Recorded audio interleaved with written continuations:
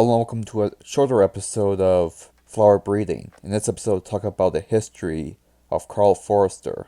Karl Foerster was born in 1874 and lived until 1970. He bred a great many different varieties of delphinium, starting with Delphinium bergamel. Mr. Foerster was born in Berlin, but after serving in World War I, he moved his perennial nursery to Potsdam.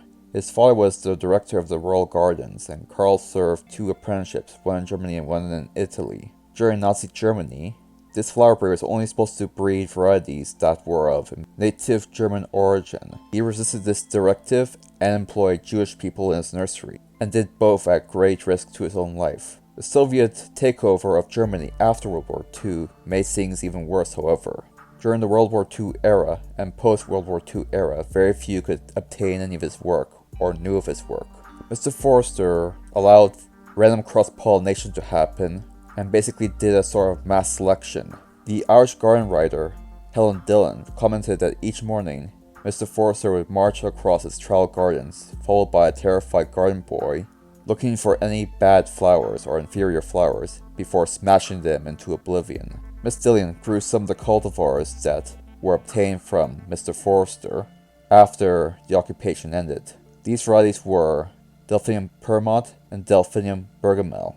The Foerster varieties, unlike the Blackmore and Langdon varieties, were incredibly durable, even though they were still quite tall. To use a term expressed by Mr. Langdon, the Foerster varieties of Delphinium had a strong constitution.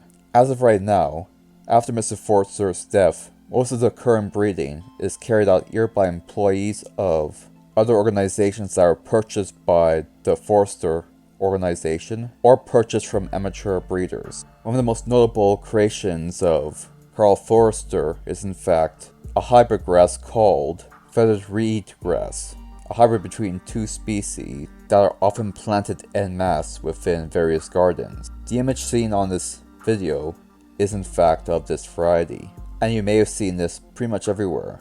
Based on current evidence I could find, the company ended sometime in the year 2010, but I'm not sure of that. At minimum, it ended sometime around the late 90s, early 2000s. The old garden that I worked in is still open to the public, however. And that about covers everything. Thank you for watching this relatively short episode.